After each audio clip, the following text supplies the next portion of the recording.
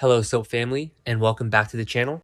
Today is Tuesday, an absolutely beautiful day to dive headfirst into the magnificent, unhinged chaos of Port Charles. Grab your biggest mug of coffee, or maybe something stronger, because we have a massive episode to unpack and I have opinions. Let's get right into it. I cannot believe Willow Kane right now. I mean, I really can't. I'm sitting here typing this up late at night after watching the latest episode, and my jaw is still on the floor. We all knew Willow was playing with fire by keeping Drew in that locked-in state, but now she's absolutely losing her mind because Jen Sidwell just showed up at her place. Yes, you heard me right.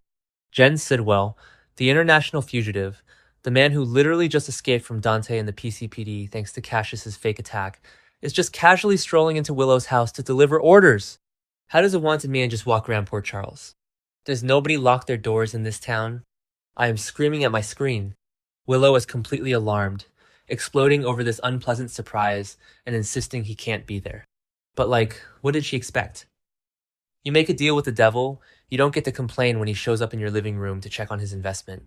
And let's not forget, Willow is desperate for leverage on Drew so she can stop drugging him, but Sidwell doesn't care about her moral crisis. He wants what he wants. But wait, I'm getting ahead of myself. Let's talk about the sheer audacity of Willow acting like the victim here.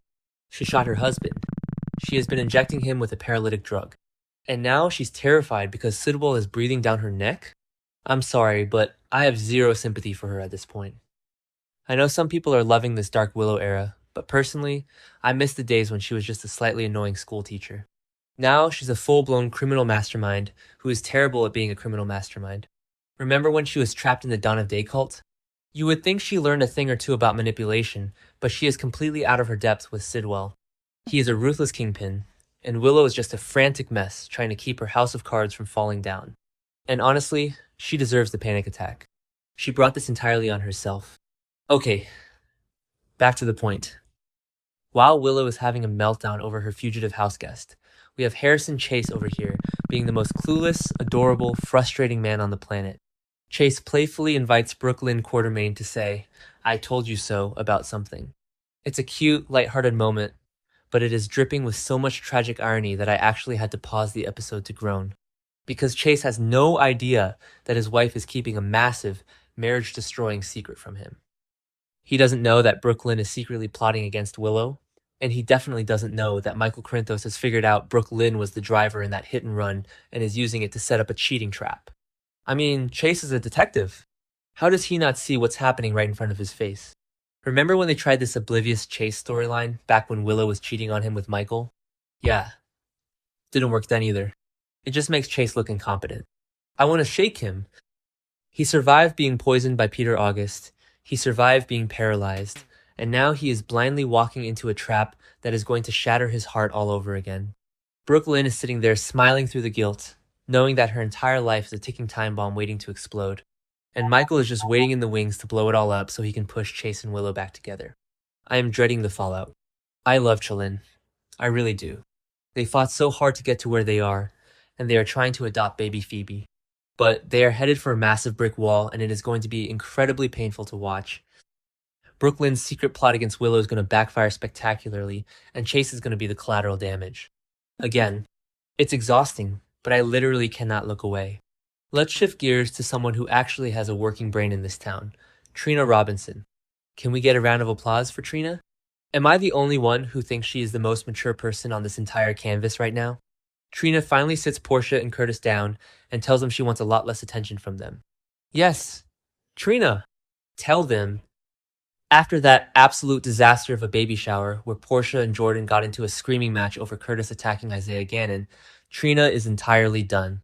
She is setting firm boundaries and I am here for it. She tells them she has to focus on her own life and her upcoming music showcase. And honestly, good for her.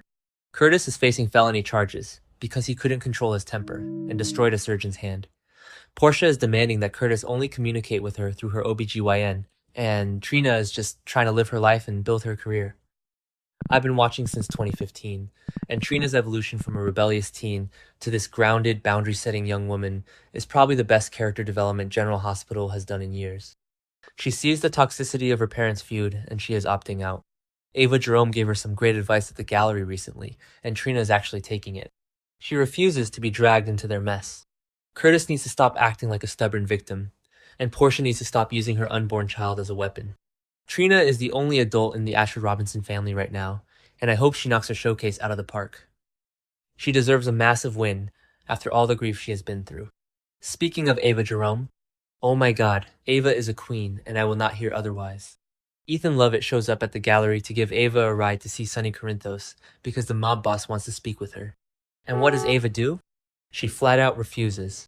She tells Ethan she isn't going anywhere unless he makes it worth her while. I can't. The absolute nerve of this woman.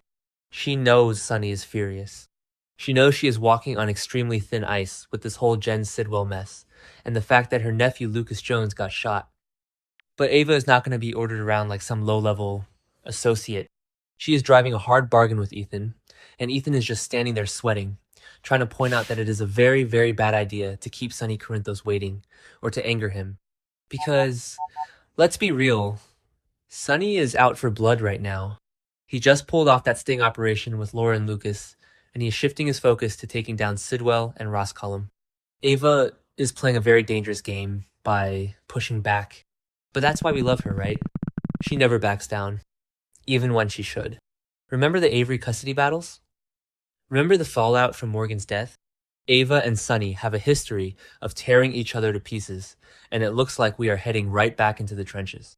Ethan is walking a tightrope, trying to keep his own secrets about baby Phoebe hidden while playing errand boy for the mob, and Ava is just sitting there, sipping her metaphorical tea, demanding to be compensated for her time. I predict the summer feud between Ava and Sonny is going to be legendary, and I am entirely here for it. Bring on the mob wars! Meanwhile, over at the PCPD, Detective Joe Fitzpatrick is dealing with his own headache. Someone comes forward to deliver information related to a case, but they are doing it super late. Joe is immediately suspicious, questioning why this person is just coming forward with this info now. Sound familiar? It's exactly what happened when Lucas Jones suddenly had information about Pascal and Marco Rios' murder. Is it Lucas again? Or is it someone else tied to the Sidwell mess? Maybe someone has intel on Brooklyn's hit and run? Or maybe it's about the Windermere break-in. The PCPD is usually entirely useless, but Joe Fitzpatrick seems to actually have a brain, even if he might have a hidden agenda. I know there are rumors he might be working for Cullum or Sidwell, but right now, he's asking the right questions. Why the delay? What is this person hiding? I swear, if the PCPD actually solves a crime before the mob does, I might faint. But knowing Port Charles, this delayed information is going to send the investigation spinning in the completely wrong direction. Okay, now we have to talk about the absolute climax of the episode, the moment that had my heart pounding out of my chest. The Cassius, Dante, and Lulu situation. Cassius, or Nathan, as I still accidentally call him sometimes, because Ryan Pavey is just that good, finally tracks Lulu down when she's with Dante, and he drops the massive bomb. He admits he knows exactly where Rocco Falconeri is. We, the viewers, already know Rocco and Britt are hiding out in Tortola in the British Virgin Islands, thanks to that desperate SOS call Rocco made to Danny and Charlotte. But now Dante and Lulu know that Cassius has the intel. But Cassius doesn't just hand it over. He pushes them. He tells them they have a choice to make, and they have to make it now. He is not playing games, and the intensity in this scene was absolutely off the charts. Because here is the terrifying reality. Ross Cullum is a monster. He is lethal, he is relentless, and he is hunting for Britt and Rocco. Cassius warns Dante and Lulu that if they go rushing in to save their son, they might lead Cullum right to the same place. And if Cullum gets his hands on Britt, she is dead. If he gets his hands on Rocco, who he still wrongly thinks shot him, Rocco is dead. The stakes have literally never been higher. Cassius is looking Dante right in the eye, demanding assurance that Britt Westbourne will be treated fairly when this is all over. He is protecting his sister. Even after everything, even after lying to his mother Liesl Obrecht about Nathan's ashes and getting slapped across the face for it, Cassius loves Britt. He knows she took Rocco on the run to protect him, not to kidnap him. And he needs Dante, the cop, to promise that Britt won't be thrown in Steinmauer for trying to save a child. I was practically crying during this scene. Lulu is desperate, her maternal instincts are screaming. Dante is ready to tear the world apart to find his boy, and Cassius is standing there as the gatekeeper, holding the keys to Tortola. And let's not forget the twist that just dropped about Britt's Huntington's disease. The syringe in her room was filled with saline.